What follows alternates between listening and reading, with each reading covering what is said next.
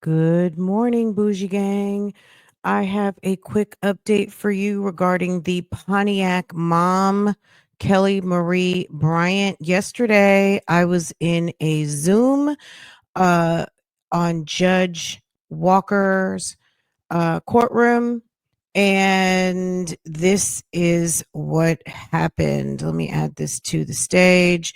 Um, so as you can see up on the Zoom thread, your girl was in attendance yesterday at 2 sharp, and Kelly Marie Bryant, the Pontiac mom who is accused of 3 counts of felony child abuse in one case and also welfare fraud totaling upwards of $30,000 of benefits collected for the health and welfare and benefit of her children, whom the state of Michigan is alleging that was not the case. Okay.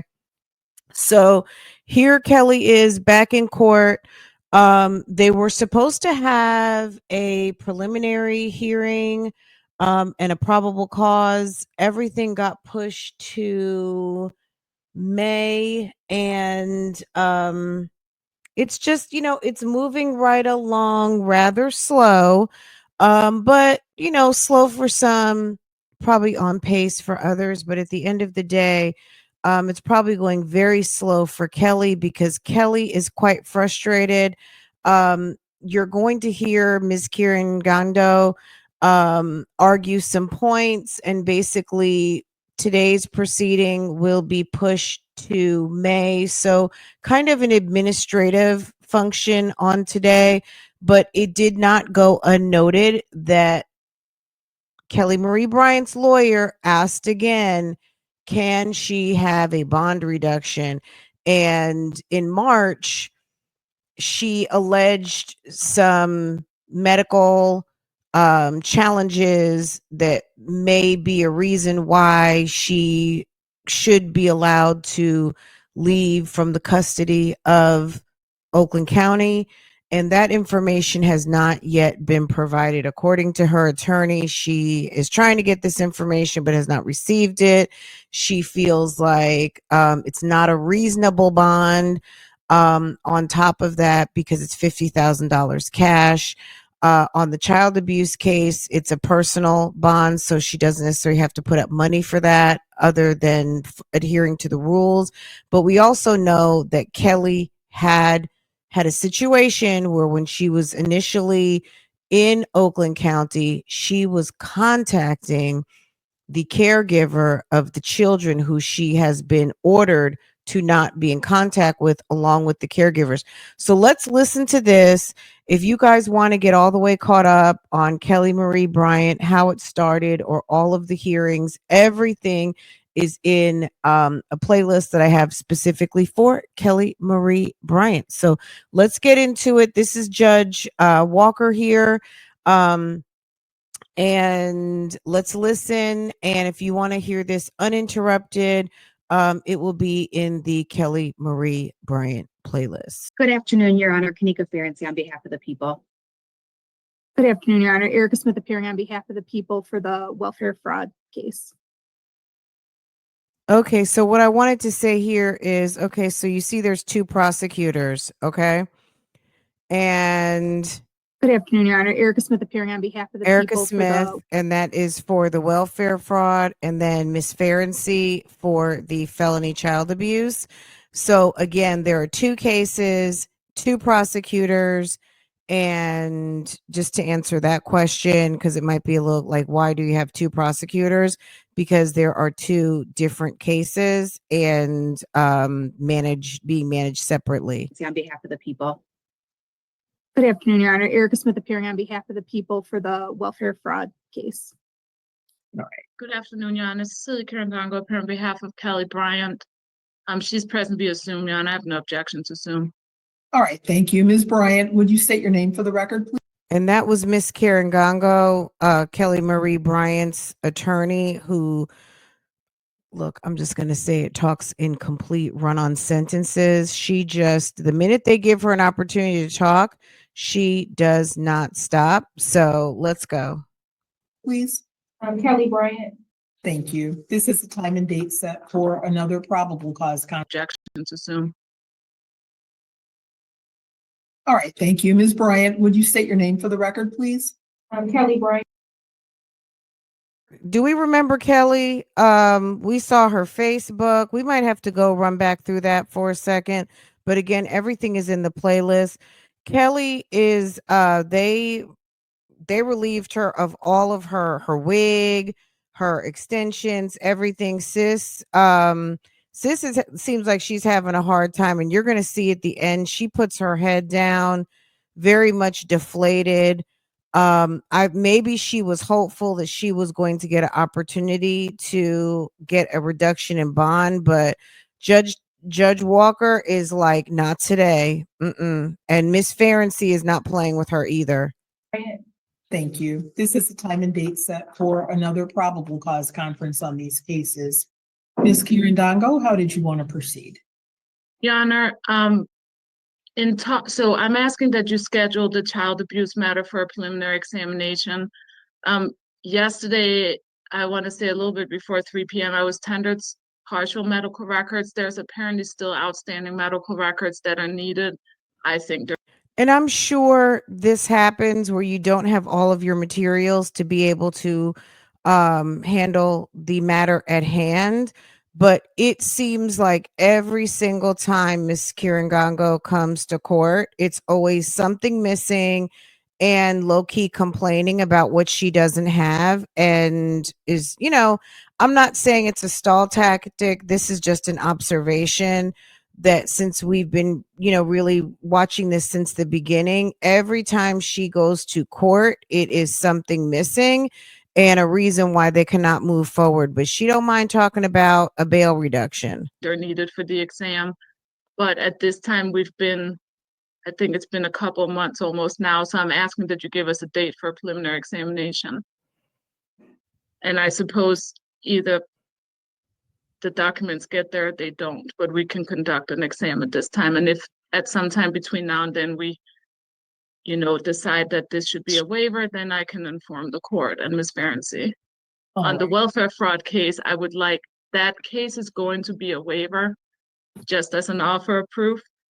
I would like to keep these cases together though. So if it's possible, and I don't think Ms. Smith has an objection, to just set that one over for another PCC for the date of the exam for the other case.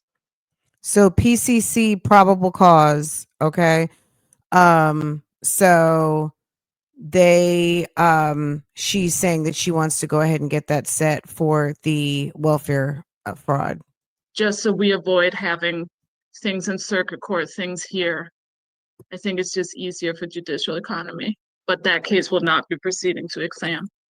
I don't have an objection to that, Your Honor, as long as since the record's clear that I wouldn't be having any witnesses there. I'm fine with it being a PCC on that date because I agree with Ms. Kirandongo that we want them to move together.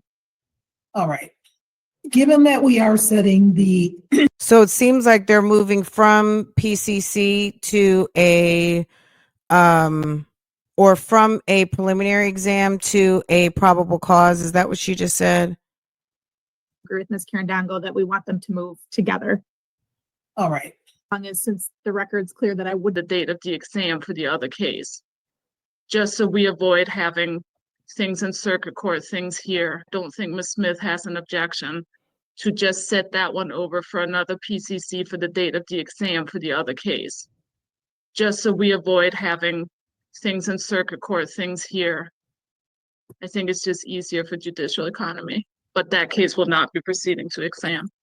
I don't have an objection to that, Your Honor, as long as since the record's So no preliminary exam and moving to probable cause. clear that I wouldn't be having any witnesses there. I'm fine with it being a PCC on that date because I agree with Ms. Kirandongo that we want them to move together. All right. Given that we are setting the child abuse matter for a preliminary exam, and given that the defendant is in custody, are both sides available next Friday, which would be April 25th? That is an available date for the court. Is that in the morning, did you say? We would start in the morning. How many witnesses might there be for people? Your Honor, I believe a half day would be appropriate in terms of witnesses. Okay. Unfortunately, I am in trial this upcoming Friday. The 18th or the 25th? The 18th, I'm in a post-conviction hearing, Your Honor, that I Yeah, can't. we're not accept open on judgment. the 18th. So Okay. the date that I'm looking at was the 25th. The 25th is the date that I am in trial. Okay. In that event, the court would also be available Friday, May 16th. That's available for the people. So So Friday, May 16th. I have a neglect trial scheduled, but Miss Bryant's case would take precedence over that. So I can make myself available, Your Honor, on the 16th. I'll inform the family court. All right. And Your Honor, for what it's worth, I'm also available for the PCC on the 16th. All right. So I will set this for a preliminary exam Friday, May 16th at 9 a.m. That will be the exam in person on the child abuse case. That's the case ending in 216FY. The welfare fraud case, I will set for a probable cause conference at that same date and time. So child abuse case, preliminary exam, and the welfare fraud probable cause, all the same date, May 16th. And I think she just said 9 a.m. Thank you, Your Honor. Thank you, Your Honor. All right. Thank you, Judge. Thank you. Anything else? So yeah, if you thought that was it, no. Ms. Kieran Gongo right here is going to take an opportunity to ask and complain about the bond again. I don't think anyone is really trying to cut Kelli Marie Bryant any slack when you remember the conditions that the children were living in. Number one, alone. Number two, their children. Number three, lack of food, nutrition, care, love, oversight, anything. So no one's really trying to clearly. Miss Ferenczi up here in the blue, she has the blue background, the prosecutor of the child abuse. She's giving 0. Okay. So Miss Kieran Gongo can complain all she wants, but baby, she is not giving any slack as far as Miss Bryant is concerned. The other prosecutor, Miss Smith, regarding the welfare, she's, she doesn't have any input because her case, Kelli already has a bond and it's a personal bond. So that's not really an issue at this moment. This bond that her attorney is getting ready to bring up is as it relates to the child abuse. So let's get into it and we'll talk about it. Ms. Kieran Gongo? Your Honor, my client did, and I informed the court just a short time ago, my client did wish me to address her bond again on Miss Ferenczi's case. So she, on the request of her client, requested that she ask about the bond. So this is a situation where you hear the attorney asking specifically for on the request of her client. So her client asked and she is complying and running it up the flagpole to see if there's any opportunity to get her a lower bond so she can get up out of there. Client did, and I informed the court just a short time ago, my client did wish me to address her bond again on Miss Ferenczi's case. I did indicate to the court, so the court had told us the last time that if I received medical documentation to support some of the things that Ms. Bryant was, submitting to the court, that we could bring it back in front of the court. So she just said she was told that she needed to, some of the assertions that she made, she needed to have some receipts. Okay, she was told to bring the documentation. And what's she getting ready to say? I've issued several subpoenas Not the judge. with no luck. So there's been at least 3 subpoenas in the same medical facility. So she's trying to subpoena to get the records to have some sort of backup to the allegations as to why that may give some sort of reason to the behavior that created this felony situation, which she's not able to get them.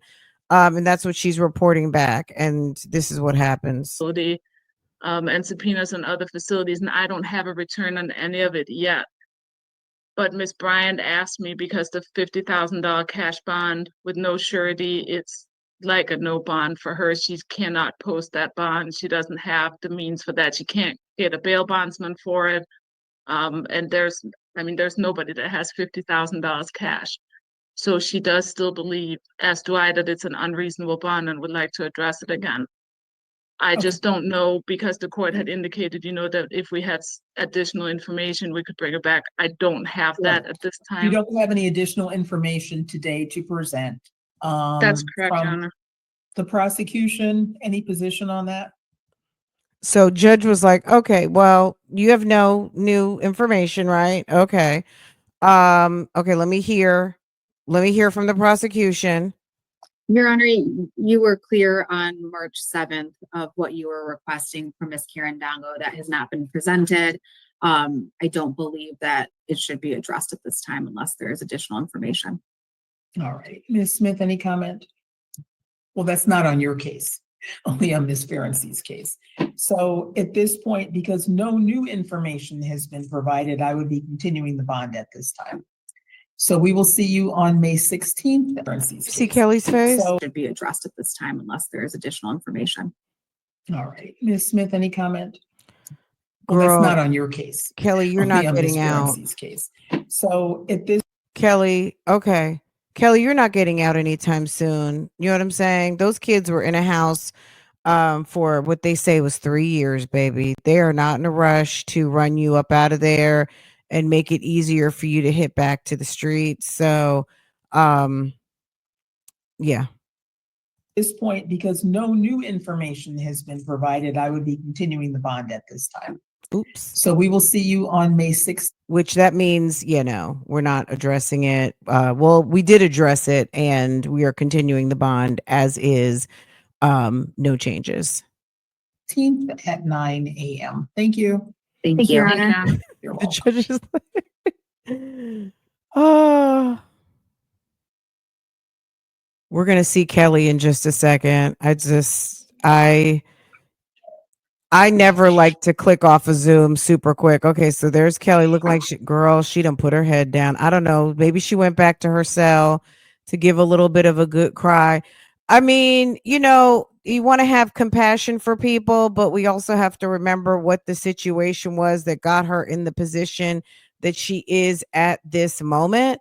And it's hard to feel sorry for someone who allowed their children to be in the situation that they were in to get her to the point where her lawyer is having to repeatedly ask for relief and to try to help get her out of this situation. It's just not happening.